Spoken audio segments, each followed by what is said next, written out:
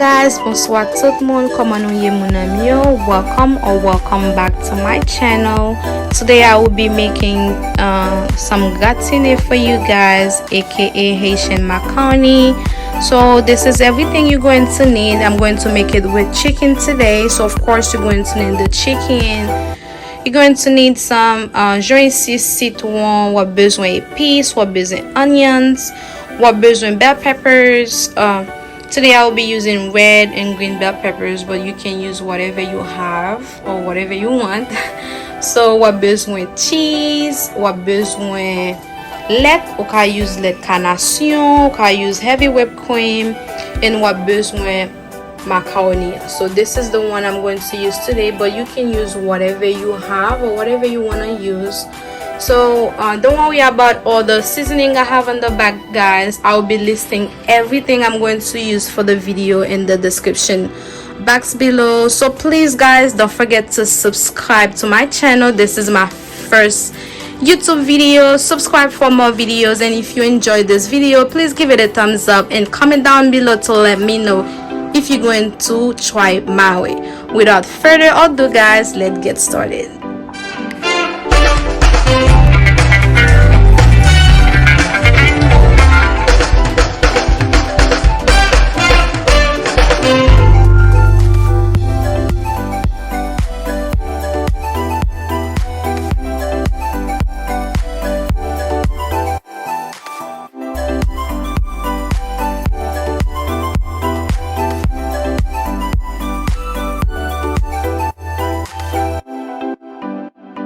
So guys, moi fin nettoyer viande qu'on y a ma bal citron avec joint ici pour me chauder. Continuez suivre avec.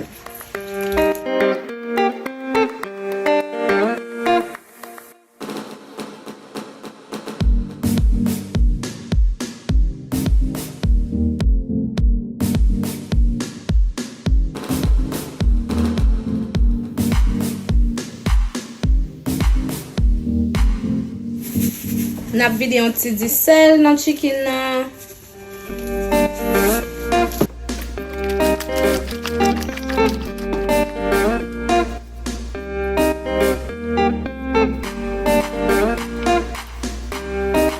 Si ou vle ou ka pa même besoin filanger chicken nan, parce que c'est raché, nous pas racher ti petit pour nous ka faire gratiner ya.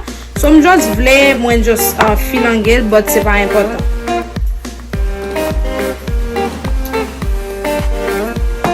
Si m'da faire pour me faire en sauce ou bien pour me frit, m'pa ta filanger jon nous aime filanger n'importe jamblé, but nous pas juste retirer viande yo dans qui la le OK. Nous just pas utiliser viande yo. So it really doesn't matter how you filanger viande. So konya guys, nous pas chaudé viande. Ça c'est on l'eau bouillie, moi te mettre quelques pojon ici là dans pour te ka bouillir. So konya moi pas chaudé viande.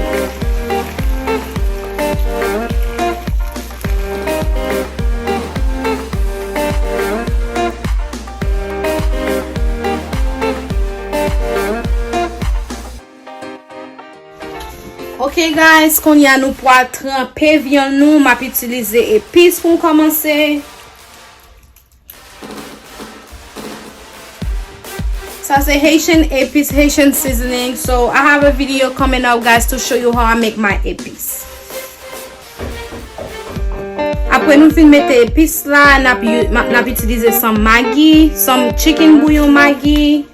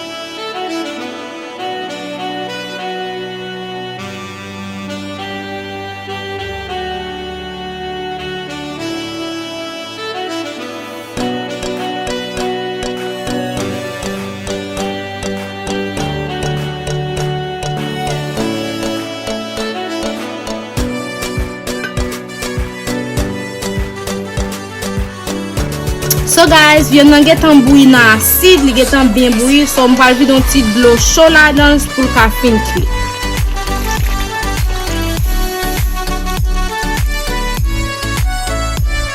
So nou pa besoin pile de l'eau parce que getan font bon petit bouilli nan acide, les fin encore viande nan getan ran nan pile de l'eau, so nou pral couvrir là pour le fin bouilli.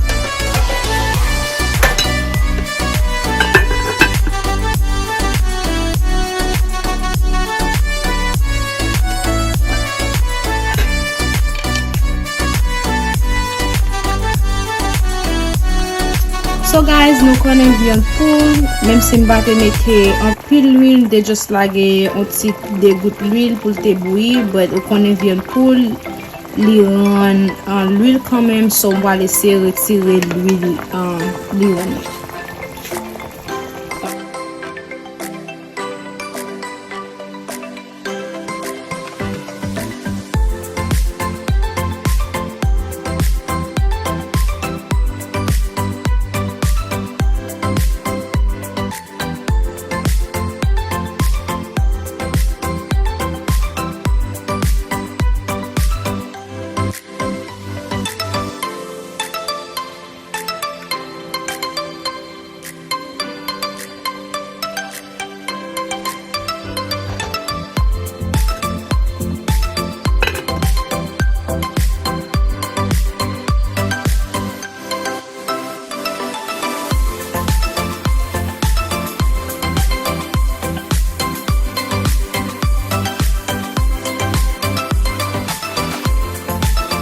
Qu'on y a viande fin cuite, so ça m'a pas fait qu'on y a moi pour séparer viande pour arracher petit morceau par petit morceau pour commencer faire gratiner. So on va juste prendre viande on va séparer dans bol ça so pour arracher viande.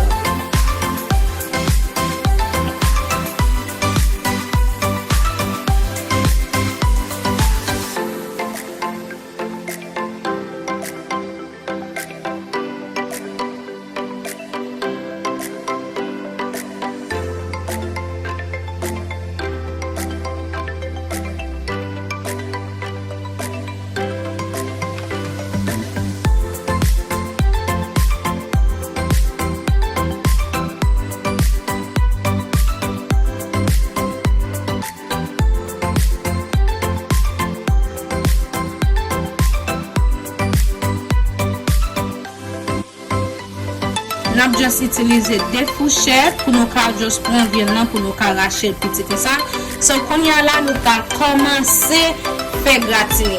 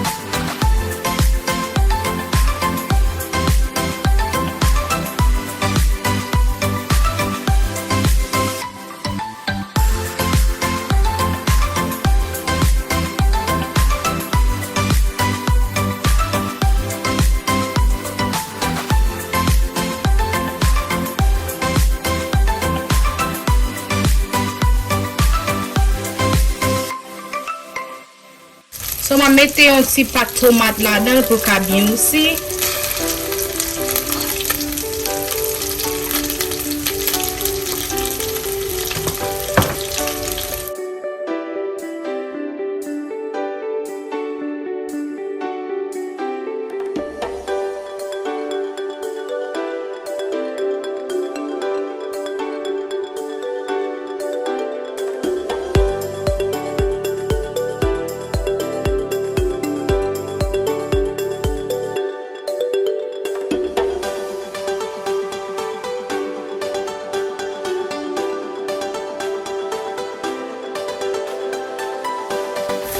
since li pa gen pil l'huile là-dedans, ben a get an fin fon là-dedans, so m'pral utilize yon ti de l'eau bien nan, ki te rete a, m'pral vide là-dedans pour ka bien aussi ensemble avec.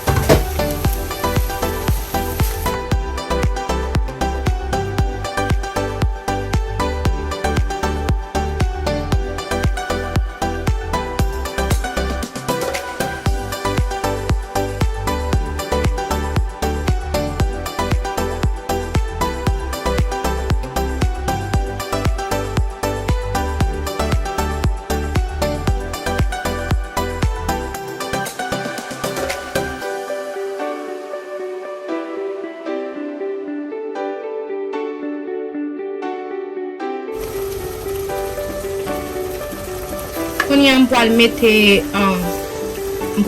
the onions avec bell peppers yo, m'pral mette yo là-dedans.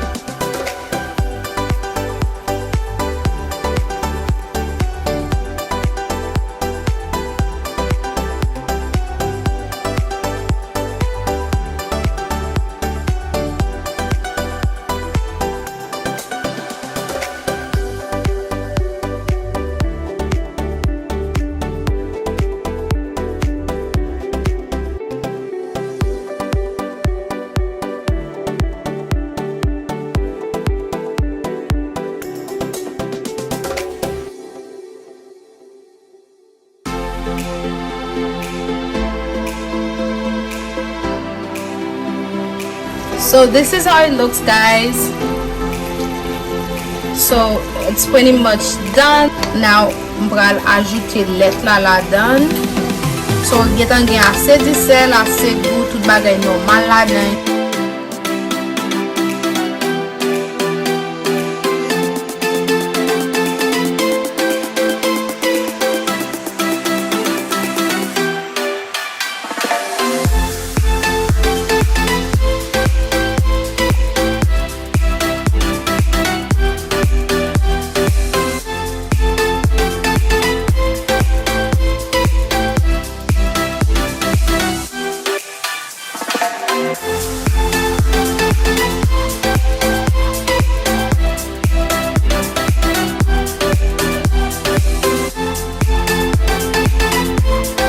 So même si je vais ajouter cheese là m'bal yon l'autre pi belle couleur toujours, but moi elle était trop blanche, c'est ça que moi ajouter more paprika.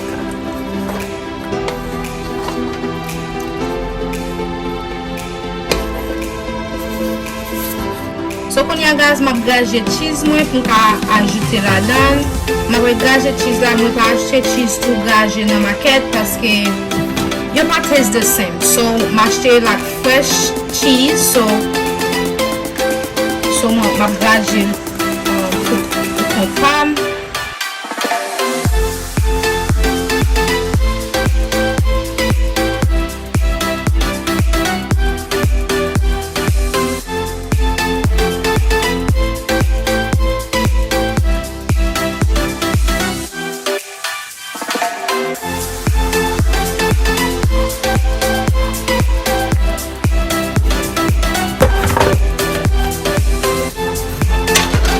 So this is the cheese même fin glacé.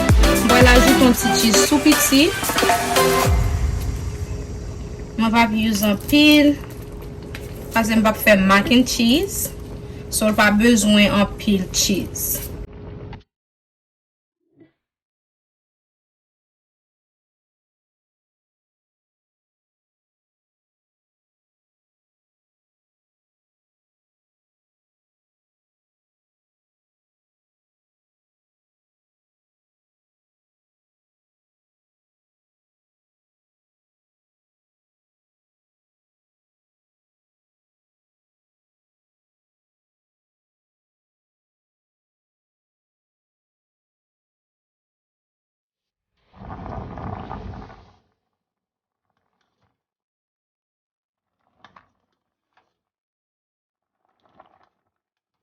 So après 1 minute et demi, li bon, nous pas quitter le trop cuit. J'aime te dire nous parce que nous pas le mettre en bas pour pas trop mon le fin paré. So 1 minute or 2, that's it. Pour quitter le bouilli pour pas trop mon.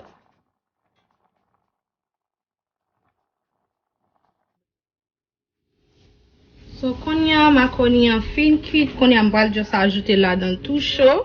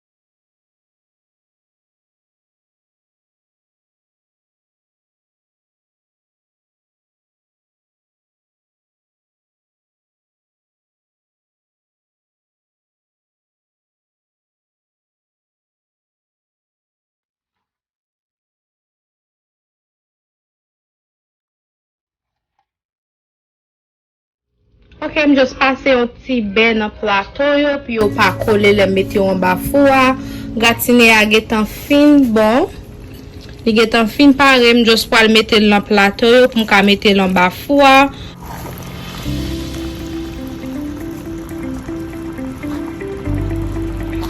Nou koman li paret, li pa tankou macaroni and cheese. Pa plen cheese la dan, li just gen viande. Li just plen viande. And then gratine a tout pare. M just pal mette nan plato a.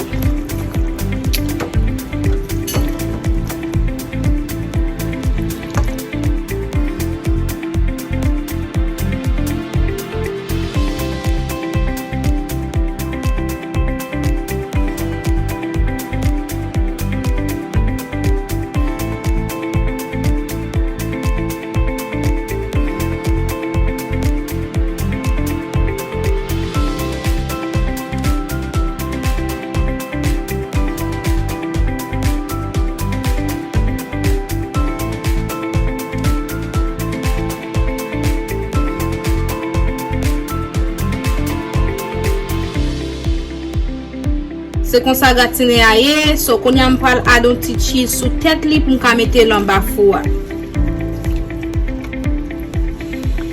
So this is the rest cheese mwen te kite a, se li map just mette sou tête li. E koman gratine a ye apre mwen fin mette cheese yo sou li, mwen pral mette l'an ba oven nan pou like 30 minutes. Me koman gratine a look like, that's the final look. Li yon ti jan paret boule nan kamera, but in person li pa vreman boule. Sa se kon sa li paret bien bel apre 30 minutes li fe en ba. Oven nan.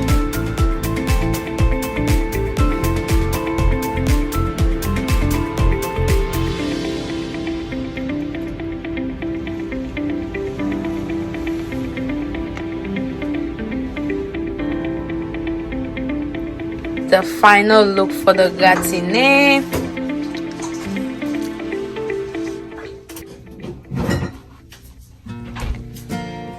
Okay, that's it for today, guys. Thank you, and I'll see you next time. Bye.